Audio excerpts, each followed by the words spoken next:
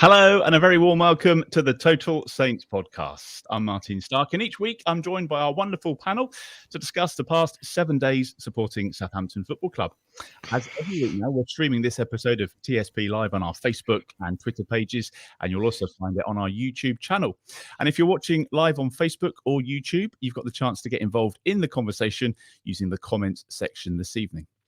Coming up this week on the podcast, reaction to Saints throwing away another lead, this time at home to Manchester City. We've got plenty to discuss there. And we'll preview the FA Cup fourth round tie against Coventry at St Mary's, which is a week on Saturday. First of all, let me introduce you to our regular TSP guests waiting patiently on your screen. Steve Blunt is the owner of SaintsWeb. That's the independent Southampton FC website. How's your week been, Steve? Yeah, pretty busy. Lots of work going on, so that's been good. Kept me occupied. It's going to be like world's smallest violin time, but the weather's actually been a bit ropey over here. So it's been a couple of sort of proper sort of windy nights, sort of gale force winds and all this sort of stuff, and it's been only about 19 degrees. So not quite what I signed up for, really. BBC Two, I think, at the moment are doing a documentary about Dubai and all the rich and famous. I keep expecting you to pop up one week, but you've not been on there yet. So maybe that's next week. No, one thing you find over here is that it's very easy to avoid those sort of people. I've seen little clips from it, and it is basically a collection of the world's most awful types of people, isn't it? And yeah, there are a lot of those sort of people here, but it is quite easy. I mean, Dubai's a big place. It's easy enough to avoid those idiots. Let's meet the other faces and voices. Glen de la Cour is the writer of League One -10. That's a weekly Saints blog. How's your week been, Glen? Do you know, I know this question's coming every week, and every week I try and think of something interesting to say, but there's absolutely nothing exciting going on this week. All I can say about this week is that I'm still here. I survived it. That was it. I'm sure we've got our selection of Dubai type idiots in Hedge-End, but I've not met them. Nothing to say whatsoever. Oh, my son's football team won this morning, so that was good. Hooray! Good. Yeah, that was good. But yeah, that's just about it as far as highlights. Apart from going to St Mary's yesterday. Good. And Dan Sheldon is the Athletics dedicated Saints reporter. Much going on in your world this week, Dan? All good? I very much am that Dubai type idiot and Whiteley. So no, I turned another year older. Oh, congratulations! Yeah, I thought I'd drop that in there. But no, it's been a fairly busy week and ended with a good game on Saturday, which I'm sure we'll get into. Yeah, absolutely. As always, the biggest hello and thank you is reserved to our patrons, wherever you might be listening or watching this week. Welcome to episode 184 of the Total Saints podcast. So Manchester City yesterday, Dan, I'm going to start with you on this one because it sounded like you really enjoyed the game. Yeah, I did. I don't know. I don't want to say I've got a soft spot for City, but I do just really like Pep Guardiola and the football his teams play. They're just so good to watch. And I was looking forward to that game all kind of week. And I think I loved it more because of how good Southampton were. I think, you kind of expect that game to not... naively, I didn't think it would be a contest. I thought Man City would turn up. The run they've been on, they've been excellent. Southampton wouldn't roll over, but they'd get beaten maybe 3-0, 4-0 or something, and everyone moves on to the international break. But for me, Southampton played them off the park for a good 55, 60 minutes. And then, as Ralph said after the game, Man City found another gear. And, when you're backed by a state, you can, find 10 gears, and Southampton can probably only find 5. So to get a draw, I think especially after Man City equalised, I think, Southampton knew they were going to be under kind of enormous amounts of pressure from that point onwards. But I'm sure someone's going to mention Salisu, so I'll let everyone else kind of fawn over him. But he was obviously superb. And I think what impressed me was Ralph, to be honest. We criticised Ralph a lot in the past for, a bit of not being too flexible with his tactics, getting his subs wrong. But I thought he was bold, brave. He took risks against Man City in that first half. He left Armando and Shea up top, trying to get City on the counter, and it worked. So I think he should take a huge amount of credit. And he seems to have got, certainly this season, to play 180 minutes against a team that have scored, 54, 55 goals in the league this season, to only concede once against them and, not lose either game. I think all credit goes to him and the tactics he had on the day. A ton of positives yesterday, Glenn. What really stood out for you? The effort and the concentration. Without those, it doesn't matter what the manager does, what formation he puts out on the pitch. I mean, though I totally agree with Dan with what he says about Ralph, but the players are the ones on the pitch, and they've got to do it in the face of what it's 11 50 million pound footballers or whatever. They're just phenomenal, and the reason City win the league and the likes of Manchester United don't is their work off the ball. The amount of their pressing is just scary at times, and what impressed me most is that we kept trying to play the right way. It was a bit hairy at times when you saw Salisu and Bednarek and Forster knocking the ball around, and you've got City players swarming all over them. Against most teams, we're good enough to play through them without too many heart attacks.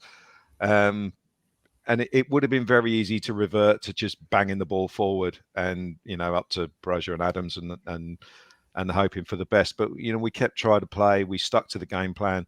I think our bravery on the ball was highlighted on Match of the Day, and they praised us for that. But going back to Ralph, I think he got his substitutions absolutely spot on. I mean, I think both Bednarek and Armstrong were substituted because they were both on yellow cards, because we've been caught out recently where you're playing against the team who've got a few players who aren't shy of going to ground, and we managed to keep 11 on the pitch. Some have said somewhat fortunately, but we've done that, and everything Ralph tried and everything he did, I thought was absolutely spot on. But the players take the majority of the credit, because and the only thing that is a shame is if City had scored a brilliant goal, happy days. But they've scored from a really tame, set piece, cross header. Unmarked. 3 players unmarked to the back post. Yeah, the blocking. Obviously someone was supposed to block him, and it didn't work out. But it would be somewhat churlish to find any fault in getting a result against a team like that, because the last 12 teams that have tried haven't. So and to do it twice in one season. They might win the championship, but they haven't beaten us, so they're not real champions. That's not bad. I can see a T-shirt coming out of that. A performance to be proud of yesterday, Steve. What were your thoughts on the game? Yeah, I enjoyed it, and I think it was one of those games where you've got a sort of mid-table side up against a side like City, and it's quite often happens against Liverpool as well. And so many of those games are just damp squibs because the big side gets a grip of the game early on and kind of just never lets go. And it's kind of a foregone conclusion from very early on. Whereas I think while City, like the first minute or two, basically, I think there was a stat before the goal, before the possession that we had for the goal. I think we'd had 4% possession. So yeah, I think that's what the commentator that I had was saying, and yet they didn't have I don't think they created any chances really until about 20 minutes in. So we held firm in the face of that sort of early sort of onslaught, if you like. Kept them to areas where we were comfortable with them, and this is what we did. What we've done against them a few times in the past. That game where we won 1-0 during Project Restart, prime example where they had all the ball, but we forced them to have the possession in areas where we were comfortable with them having it. So they had the ball out wide a lot, but if we're asking Man City to put crosses into the middle of the box, I think we're fairly comfortable that Bednarek and Salisu are probably going to get on the end of most of them. It changed a little bit sort of later in the second half when they brought Gabriel Jesus on, who's a little bit better in the air, but he seemed to want to keep going wide and not really getting into the areas where he was going to hurt us, apart from that one header he had fairly late on against the post. For all that they had all these, they had more chances than I think they've created in a lot of games against us. But we kind of stood firm and got a little bit of luck with a couple of them. Couple of couple of VAR decisions that fell our side of the sort of 50-50 coin toss, if you like. I mean, I thought Armstrong was very lucky with his one. I thought that was a red card, and I thought that in real time. I thought, God, we're in trouble here. But yeah, for whatever reason, they deemed it not bad enough. But no, I think we looked, on the rare occasions we got the ball, especially first half, we looked confident. We looked like we had a plan, and we looked like we knew how we were going to hurt City.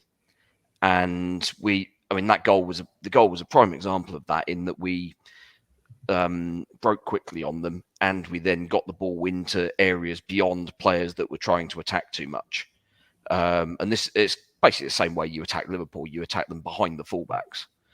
And that was exactly what we did, with Redmond overlapping, Walker-Peters coming in on the inside. And I mean, that finish was just extraordinary from sort of in that situation, given that the kid's not scored a Premier League goal before. To get one like that is pretty extraordinary, I thought. It was, yeah. Dan, you mentioned Ralph and the tactics. Obviously, 3 changes to the starting lineup from that defeat at Wolves. Were you surprised to see him revert to the back 4? Were you expecting a 3 or a 5 there, as he's done against some of the bigger teams before? No, because I think that formation, he's figured out a way to stop City, and that formation worked at the Etihad. I didn't think for a minute that he would try and do a back 3 or play a 3-4-3 or anything like that.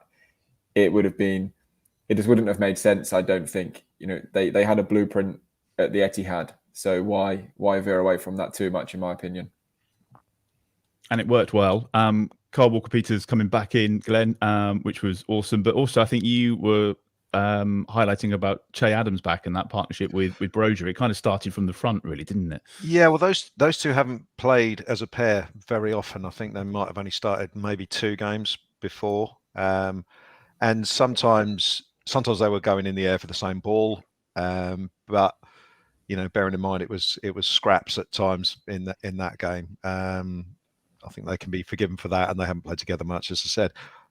I think it's got the makings of a very promising partnership once it's bedded in a little bit more, and it will be very useful against teams who want to sit deep as well. Now, and obviously yesterday's a different assignment altogether, but against a lot of teams, especially at home, we're going to come up against defences that sit deep. And with the two of them both having a physical presence, we'll have the option to hit one of them over the top rather than having to try and play through 2 lines of 4 or whatever. So I think as a strike partnership, it's in its infancy, but it looks good. I mean, Salisu is the one who's going to get all the headlines, obviously.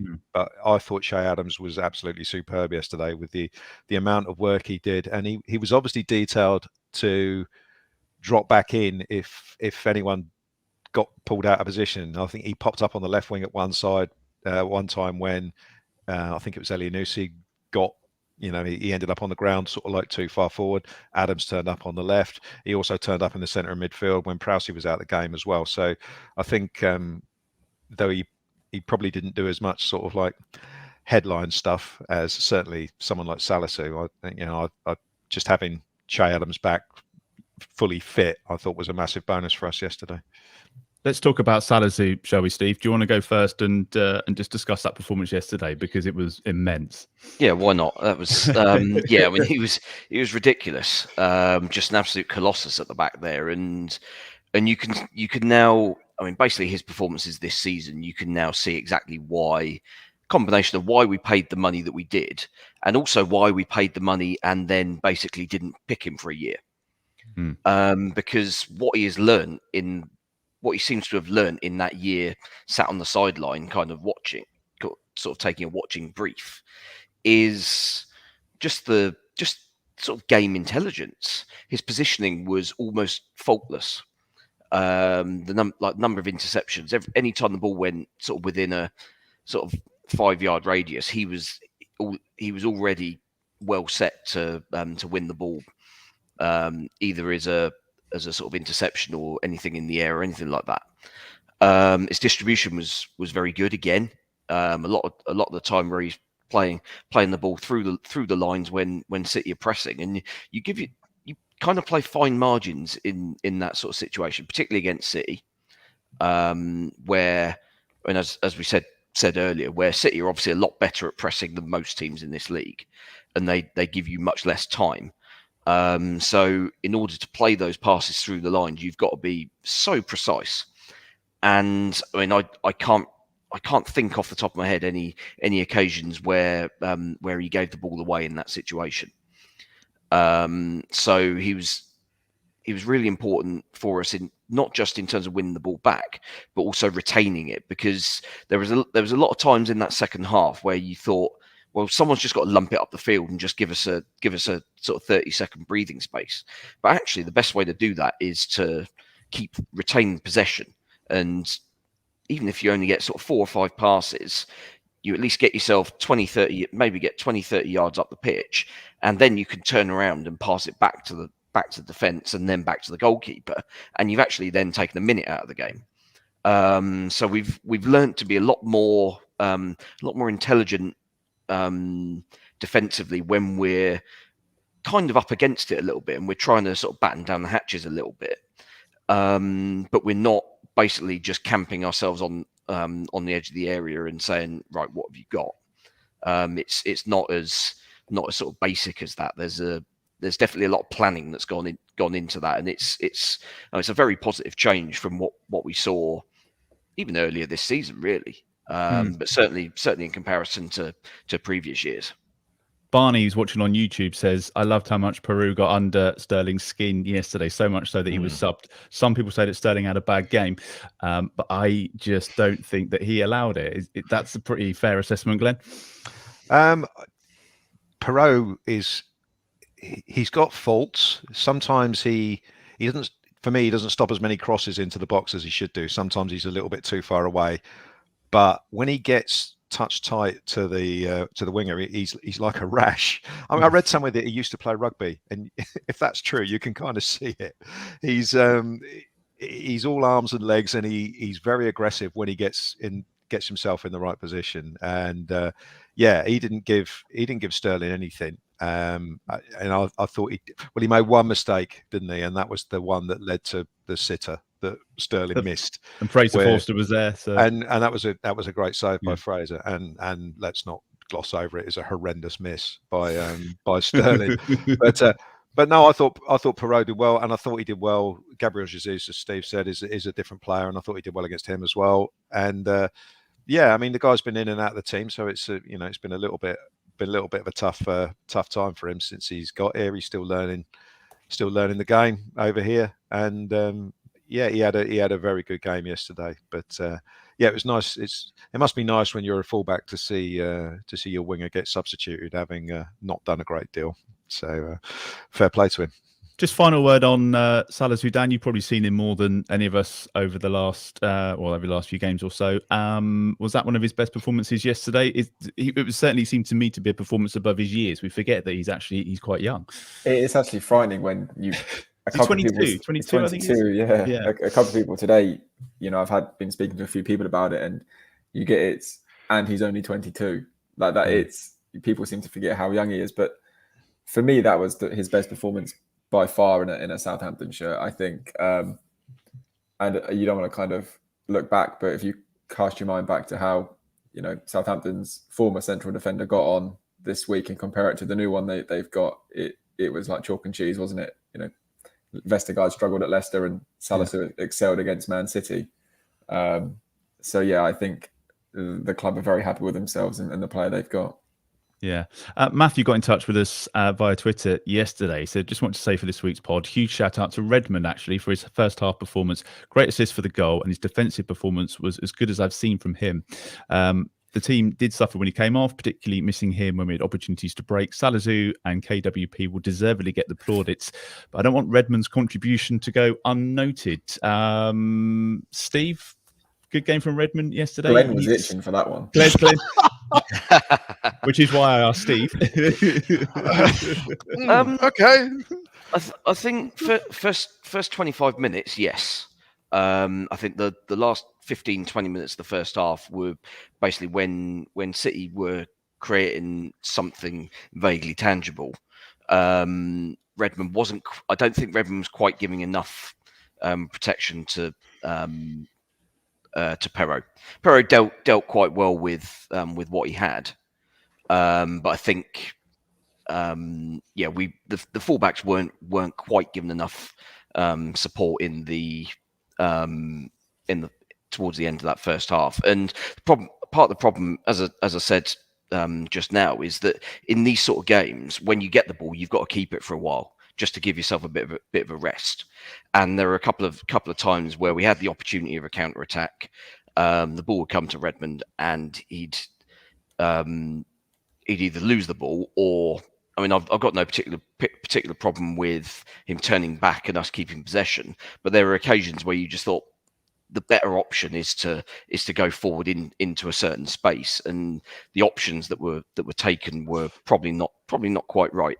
But ultimately, actually, to be fair, he probably still did better than El Yunusi, who, having come on at half time, I mean, I don't think I really remember him doing anything until about 10 minutes from the end, where I think he tried to take on Carl Walker and lost the ball, and we ended up being sort of outnumbered on that far side.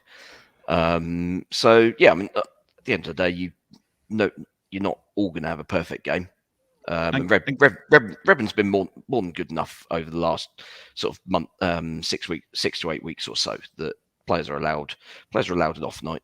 I think we've always been fair, Glenn, in our assessment of Nathan Redmond, and we've always put our hands up and said, actually, yeah, he's played well, he's had a good game, but we've been quite quick to point out when he hasn't. Can you see why he was taken off yesterday? Yeah, I can.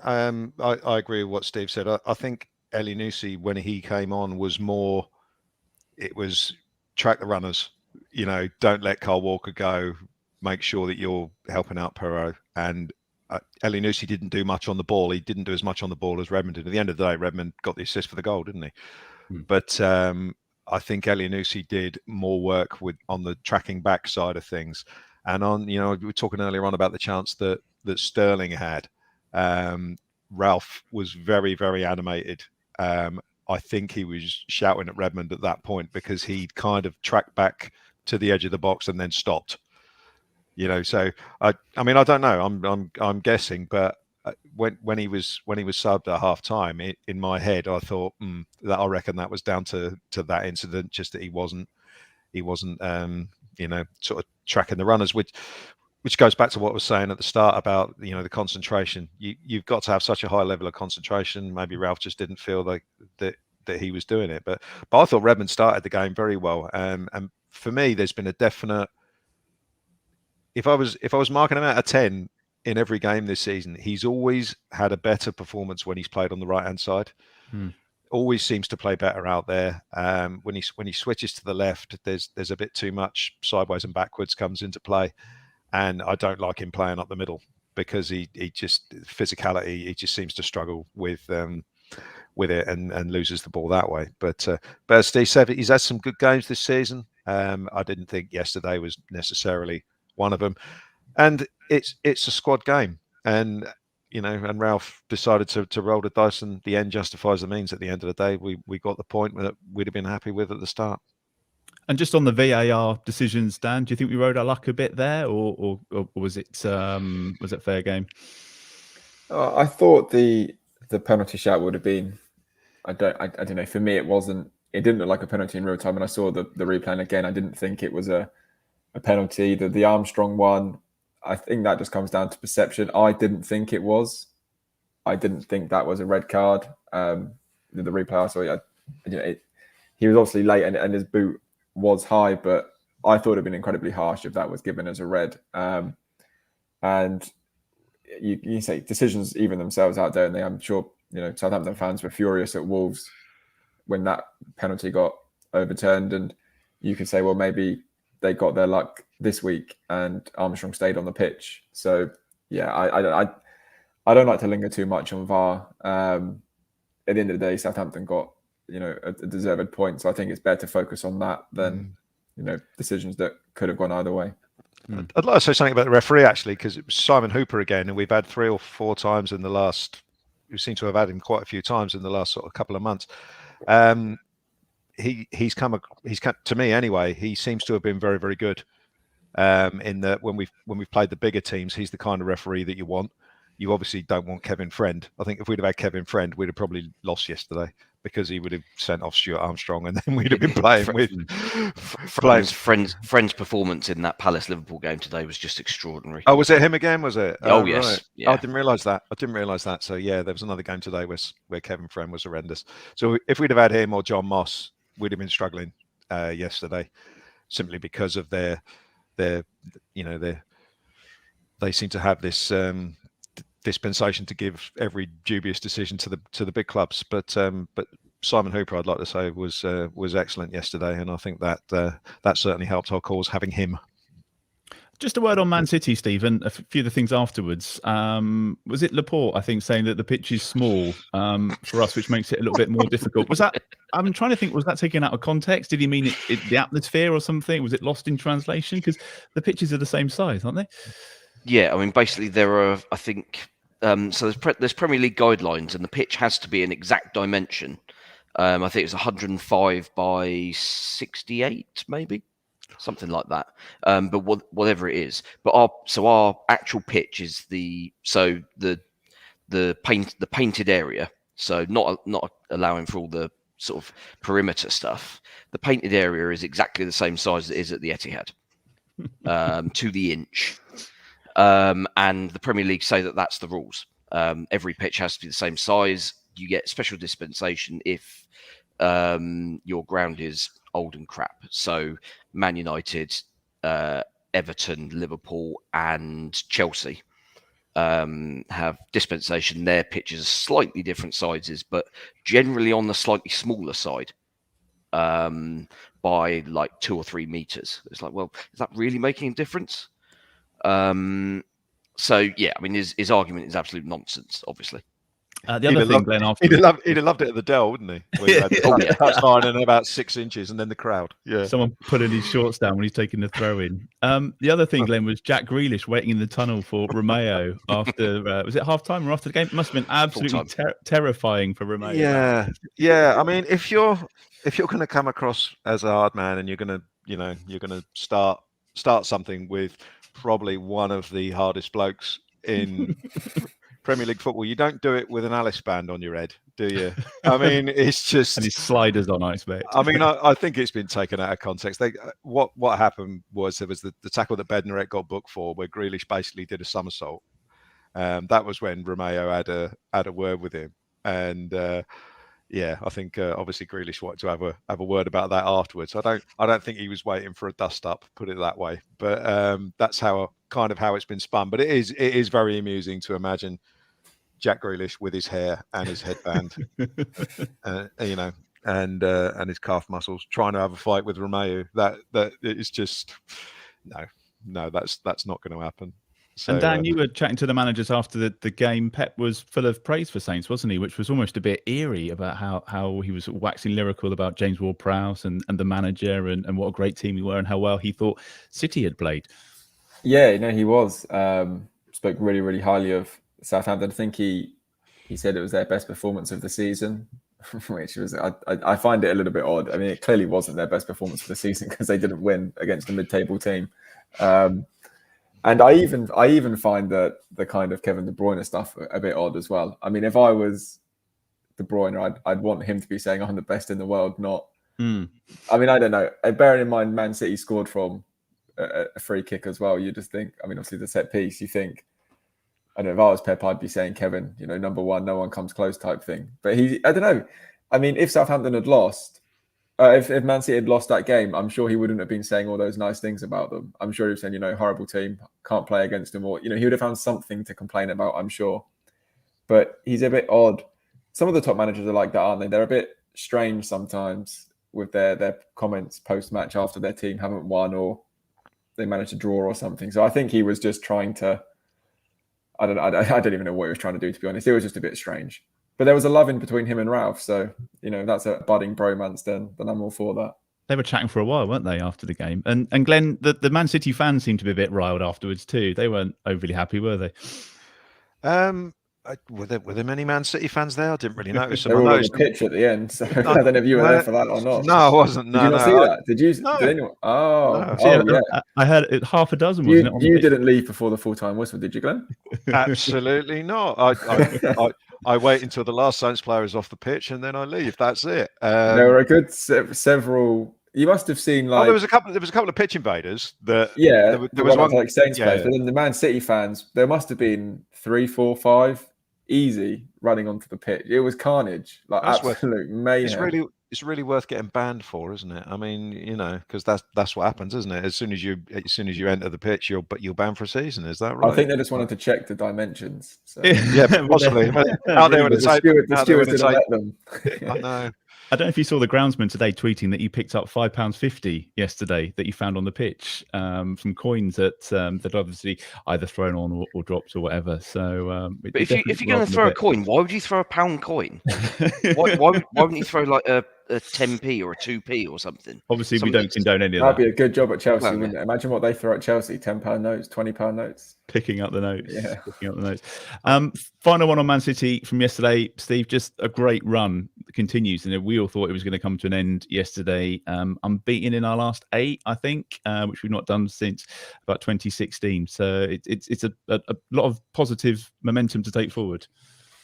Yeah, I mean, obviously to clarify, that's 8 at home, not yes. Yeah. But yeah, I mean, given that our home form has been kind of the big bugbear, isn't it, over the last pretty much since since Puel left, really, because we were all right at home for probably 2/3 of that season, and then it kind of all petered out and has gone to God the pot since. So yeah, getting home strength back and finding a way to get results in all kinds of games, really. I mean, a lot of games where we've kind of been expected to win and we've been in the ascendancy and kind of thrown points away, but I don't think this is one of those. This is one of those games where, while not necessarily a complete free hit, I think realistically we were hoping for the best but expecting something significantly less. So yeah, I mean, knowing that you've got a plan that can work against potentially every team you come up against, when you can do it against the best, why not be able to do it against the worst? So yeah, I mean, that's positive. We just now got to do that away from home as well. And obviously those next 2 league games are going to be fairly tough, but not insurmountable, I wouldn't have said, on those 2 teams' current showings at least. You're certainly looking for a couple of points out of those next 2 games, aren't you, Glenn? I certainly don't see why not. I mean, Spurs away, we don't tend to do particularly well, but I mean, obviously last year against Man United wasn't terribly clever, but I look at both those teams, and whilst their results have not been that bad, their performances have not been great, and I think we could certainly. I fancy us more to get something at Man United than I do at Tottenham. Funnily enough, Man United have obviously got the great individual players who can all do something given the right set of circumstances, and they managed to spawn another win in the 93rd minute yesterday, didn't they? And that's the sort of thing they do. But to me, I don't see them being much better in terms of organisation under the new manager than they were under Ollie. So they've changed the fullbacks, but they're still a bit hit and miss. Their central midfield isn't great, so I see that as certainly the better game out of the 2 to try and get something from. But at the end of the day, if we don't, it's not going to define our season. Just before we get onto the FA Cup, Matt's watching on Facebook. He says, just wondering whether you've predicted our finishing league position yet. Do you think we'll be able to get into the top 10? Dan, is top 10 possible or not at the moment, given the start that we've had? Is there too much of a gap to make up there? Yeah, I don't think they're finishing the top 10 this season, to keep it short. That's fine. Next season, obviously, next season. FA Cup next, Coventry, which is on the 5th of February. We've got this weird international break, and then we're back for the 4th round of the FA Cup. Steve, do we know anything about Coventry? 10th in the Championship, won one of their last 5 games. they started the season really well, and they were one of those teams that were just getting loads and loads of really late winners in home games. I think they won like the first 4 or 5 at home, but since then they've tailed off quite a lot. Lost home to QPR yesterday, I think, which given QPR's position isn't anything particularly disgraceful, but they've hit a bit of a rocky patch, few injuries, I think, so they're not as strong as they were at the start of the season. And I mean, I don't know whether they'll take this game particularly seriously or not. I mean, given that I've had I got notification through from the club that my seat wasn't available for that game, it sounds like we've given them the whole of the northern end again. So they're going to have best part of 5,000 there. So you would assume that given that away following, they might take it seriously. But you can never really tell. Championship clubs often, particularly those in sort of mid-table, who have either got worries looking slightly below them or they're looking slightly above to see if they can get in the playoffs. A lot of them will quite often just put out a sort of semi-first team for these sort of games, and invariably when they do that, they'll get battered, because while Premier League sides can sometimes get away with putting out a second string team against lower league opposition, I don't think you can get away with doing it against teams from a division above. So yeah, I mean, I think we'll take it reasonably seriously. I mean, there'll be changes. I would expect 5 or 6 changes, but given the depth that we've now got, I wouldn't expect that to necessarily weaken us too much.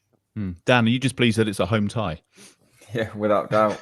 Without doubt. I'd still recovering from the trip to Wales. So, but we're going to be well rested going into this. So, do you think it'd be a strong side that he puts out? I think that you look at the players that are sat on the bench, and I think there's an argument to be had that, you know, some of them probably feel as though they should be starting. So, I think regardless of what Ralph does, it will be a strong team. You know, let's say take Diallo, for example. Diallo probably feels as though he should be in the Premier League starting 11.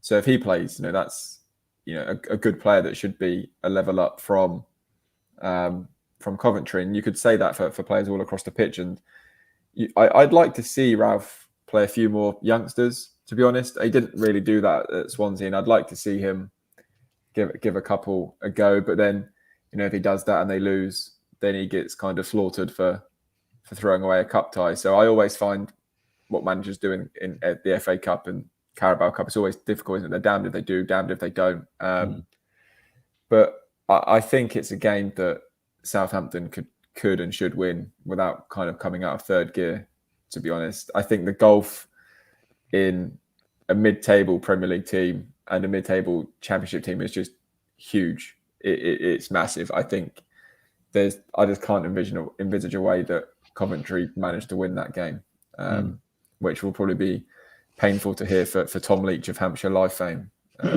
who keeps on telling me Coventry fan. Oh yeah. I mean, I don't think I've just outed him. I think that's out there anyway. He keeps on assuring me that Coventry are, you know, the same size as Southampton. So, I mean, it's the same size pitch. Well, I don't know what the regulations are in the Championships. Maybe. And Glen, happy memories of that Sunday afternoon back in April, was it 2012? And everyone on the pitch after the game. We had some great results against Coventry. Yeah. When they were at Highfield Road, it was always a ground I enjoyed going to as well. You sat in the corner, got pelted with coins. It was great. Good old days. Yeah, the good old days, yeah. Yeah, I mean, I don't know a great deal about them. Did they come up from League One last year? Or was it the year before? Before they won the league on points per game, I think. Yeah. Oh yeah. I don't think they'll take the game particularly seriously, because they will be looking at a shot at the golden goose of getting into the playoffs, because they're only sort of like a couple of places below that. So it wouldn't surprise me if they leave out a couple. I note, and I've only looked this up, this is not something I know, that their top goal scorer this year is out. He's just had an appendix operation, so whether he's going to be back, whether they play him anyway, you know, it will be interesting to see how they approach the game. But But yeah, Coventry were a team in the sort of 80s and 90s, very much like ourselves, in that they hung around the Premier League, and everyone thought they'd go down, but they stayed up for best part of 30 years or whatever, and then went down, and like ourselves kept going, and you know, they've had all the problems with their ground and having to play in another town and all that sort of stuff, but they seem to be on the upward curve now. We've got Mark Robbins of Manchester United fame as their manager, so yeah, fair play to them. They're a team I've never had anything against, apart from Dion Dublin, who always scored against us, always, every single time. That's before he started doing house programs. Homes under the hammer. Yeah. I'll be interested. Stairs up to the bedroom and Stairs to our up. top corner. Stairs up to the bedroom. He's involved in Cambridge United now, so he's nothing to do with Coventry. But I'll be interested to see. I assume Thierry Small's going to play, so it'll be interesting to see him. As long as he's, because he would have played the, you know, I think Ralph said he would have played the last game against Swansea if, but he had COVID. Darnell Sameu might come in, and you know, obviously the likes of Jack Stevens, Jan Valery, I imagine they're going to play as well. So yeah, it'll be interesting to see what we put out. Adam Armstrong will probably play, but as I agree with Dan, and with what Steve said about our depth, I think we should have too much for them, and it would have to be a bit of a shocker. But then, you know, we nearly come unstuck in the last round with the early red cards. So you never know. You can never take it for granted. Let's do some score predictions. This is going to be worse than ever because we don't know what team we're going to put out. We don't know much about the opposition. So proper finger in the air stuff. Do you want to go first, Glenn? 3-1. 3-1. Okay, there we go. I'm making a note of these. Steve? Fairly drab and comfortable 2-0. Yeah, I think we'll take that. Dan, what do you reckon? 4-0. To Coventry. Yeah, right. A couple of questions in the comments that I just wanted to get to as well. Mike, and I think Dan also noticed this on Twitter yesterday. It's interesting, people spotting the 60th minute break, which we've spoken about, and it happens every time. The best one about this yesterday was that Prowse was orchestrating it. I was looking at the clock and it was 60 minutes, and Stuart Armstrong wasn't it? 61 minutes like waving around to players like, here we go, lads, it's going to happen. And then Stuart just went down, like, somebody just went down, walked off the pitch, not a problem. And I just find it funny. Thing is, you'd ordinarily, when Stuart Armstrong hits the deck, you're kind of worried because you're like, worried. Right, Absolutely. He's going to be out for another 6 weeks. It's like, for God's sake. Yeah, it was just that when the referee turned and just like waved to the medic, you just can't help but laugh because you see it. Once you see it, you can no longer unsee it. You just see it every match. Yeah, and as soon as the trainer came on, all the rest of the players were over with Ralph. Yeah. Having a chat. Getting the adrenaline shots or whatever it is. Charlie's been watching on Facebook tonight, and Charlie says, one for Dan, do you foresee any incomings or outgoings in the January transfer window? I know we talked about this last week to a certain extent. Do you think anything's going to change before next weekend? I don't know. It's always so difficult to say. I don't want to say yes, and I don't really want to say no. I'm going to sit on the fence and get some splinters. I'd be surprised if anyone left simply because of COVID and the need to have players in the squad just in case. That, you know, it wasn't too long ago where Southampton didn't have a right back, so they're not going to want to be in a situation where they're searching for players to fill a gap if they need to. In terms of incomings, for me, I don't think they need to. You could argue they could have another number 10 who is a lot more effective than the ones they have, but are there any available in January? Probably not. And if there are, other clubs will be looking at them as well. So how difficult will it be to get that deal done? I'd be quite content just to see them go with this squad until the end of the season, to be honest, unless there's something that they can get done that is of huge benefit, you know, like another number 10 Tino, Livramento type player. If they can get that done, then by all means go and do it. But I'd be surprised if they were to sign someone who's ready for the first team straight away. Does that work for you, Steve? You'd be happy with that? Yeah, I think, I mean, as we've discussed before, it's very difficult to get any sort of reasonable value in January, especially when there are obvious clubs who have got very obvious holes in their squad, and also very obviously deep pockets. Clearly, clearly and talking they're still relying on John Joe Shelby to bail them out of her. Yeah, I mean Newcastle. Yeah, their squad is terrible, isn't it? And yet the problem they're going to find is that every single price add a zero on the end of it. A week in Saudi Arabia will change everything. Oh, definitely, yeah. Football reasons they've gone over there. They'll probably come back without Kieran Clark, so they'll immediately improve the centre of defence. But yeah, you're going to struggle to find good value in January. Clubs don't want to let players go unless they're of no use to them, and in which case, why? I mean, unless we're picking somebody off the scrappy, but one of the top clubs, and I don't think even they're going to be wanting. I mean, they've got enough money that they can just say, no, we'll keep you to the summer and we'll make a decision then. Just on the off chance that they have a big COVID outbreak, because it sounds like the rules are going to change fairly soon because the Premier League have no backbone. And so yeah, you're not going to get somebody sort of a waif and stray from Man United or City or Liverpool, because they've got so many games coming up. They're not going to want to risk 2 or 3 players getting injured, and all of a sudden they've got a massive hole in their squad. So I think wait it out until the summer. I would imagine we've probably got a few deals kind of in the pipeline already, ready to go. Probably July the 1st, as soon as the financial year ticks over, push everything into the next financial year, and then we're theoretically good to go just ahead of pre-season starting up again. Is that the same for you, Glenn? Wait until the summer? I would have thought so, yeah, unless there's something that no one's thought about. I mean, just to back up Steve's point, last year we signed Minamino, didn't we? Now Liverpool aren't going to let him go. No, not that we'd want him again, I hasten to add, but Liverpool aren't going to let him go this season because of the situation. They don't know. Salah and Mane, they've still not come back from the AFCON. They might get injured. They don't know what they're going to get back from that tournament, so they're not going to loan out one of their squad players. I don't really see that we are particularly weak in any area in terms of the squad. I think the summer will be very interesting. We've got some sort of fringe players who are sort of near the end of their contracts-ish, like, Elyounoussi. We've got a couple that are on fairly big money, which I'm sure we'd like to get out the door. No names, Walcott.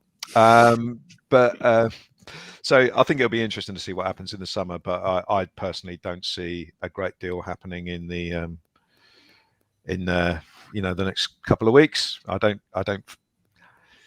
mean, I guess that with Mr. Rasmus now coming in, he may have some ideas of players that he was following when he was at Brentford. So I guess there may be the outside chance because there's fresh input into the discussions, but I'd be surprised, to be honest. That something's going well when we're all in agreement that we don't need to bring anybody in January. So I until the second week of February, and then there's like yeah, everyone's out injured. Why didn't they sign anyone? That's a disgrace. If we'd lost 4-0 yesterday, we might be saying something different. We'd all be saying something different, yeah. Final question from Joe. I'm going to chuck this at you, Dan, just about Kyle Walker-Peters coming in yesterday, and does that send a message to Ralph about the right back berth and Livramento? It's going to be another headache, I guess, when Livramento comes back, but is it just a good problem to have, or do you think Kyle Walker-Peters has got an opportunity there to stake a claim to get that back? No, I think Ralph would rather that headache than the headache he probably had last season trying to work out who he could play if Walker-Peters was injured, to be honest. I've always felt Walker-Peters had done nothing wrong whatsoever. I didn't ever think he deserved to be dropped, and when Tino came in, you could see why Ralph wanted to play him from the start, but I still felt that Kyle was just an unfortunate victim of those circumstances. Kyle's a top quality player in my opinion. He, the goal Steve mentioned at the very start of this podcast, I think many agree that Ederson's one of the best goalkeepers in the world, and for a player that's not scored in 68 games to do that, to have the composure and the quality, and his defensive work is excellent as well. He's just an all-round top player, and I think Ralph knows that because the left back they signed in the summer can't get in the team when Tino's fit, and that's because he just has to shoehorn Kyle into the starting 11 one way or another. So I would personally like to see him stay at right back. I think Southampton they deserve credit for this. They're in a position now where they don't need to rush Tino back. We still don't quite know the full extent of Tino's injury, so why take a risk? You've got Kyle. He is a Premier League standard right back. You don't need to rush Tino back too soon and make anything worse, or he can take as much time as he needs, as far as I'm concerned. And that the club's recruitment department deserve credit for getting that, because Rav wanted squad depth. They've given that to him, and now he's got the luxury that he's got a top quality teenager, who he doesn't have to rush back, and he can trust Kyle to do the job. Brilliant. Thanks, Dan. Thanks, Steve. Thanks, Glenn. International break next weekend, so enjoy the rest, and then we shall reconvene after the FA Cup game.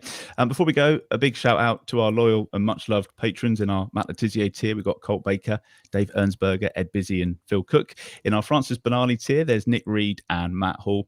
You can find out more about becoming a TSP patron and all the benefits that come with that on the website. Don't forget to follow this podcast wherever you're listening, and on the socials. Always great to hear from you during the week. It's at Total Saints Pod.